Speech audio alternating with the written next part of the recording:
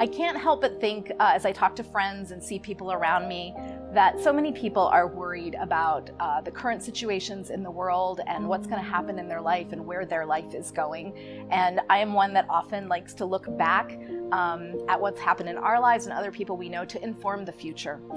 When I was teaching Sunday school to 2- and 4-year-olds, I was in a church and we were using curriculum that didn't want to be too obvious about the exact visuals because they wanted the children to use their imaginations around the stories of the Bible. And we were in Genesis and talking about Abraham. And for this one lesson, we had a little sandbox that had sand in it. And the figures we used were little wooden blocks of people and of animals. And then I had some stones. And this was in Genesis 12, where it talks about God calling Abraham. And he says, I will make you a great nation. I will make a blessing out of you. And, all he asks is that he followed him.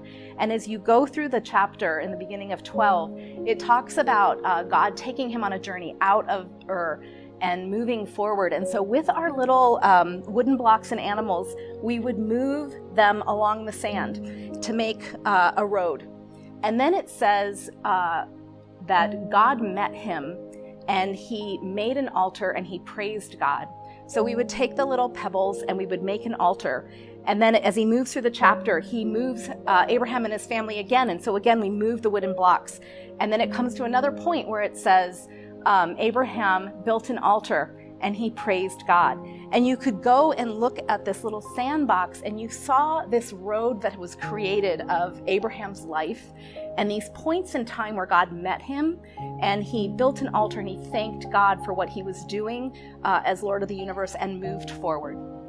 I think so often of the Bible, and for any of you, I'm not a big soap opera watcher, but I do think that if anybody was going to write a soap opera, the Bible is the perfect book to do this, because you look at the humans that are in this that God used and the ups and downs and the good things and the bad things, and yet all through this, God brings every one of his people through to follow him how he wants him. So I think that's, the thing that my friends and I then took that idea of the sandbox and we took paper, and this was in one of my Bible study groups, and we drew along an axis. We could choose either ages that this had happened to us or years. And we also then took a marker and we marked down on those ages or years when we felt God had met us in a big way in our lives. And afterwards, we kind of all shared what this looked like.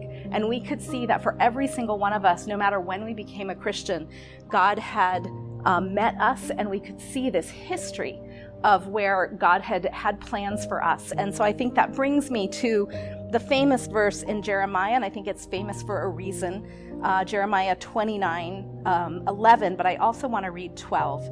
For I know the plans I have for you, declares the Lord, plans to prosper you and not to harm you, plans to give you a hope and a future.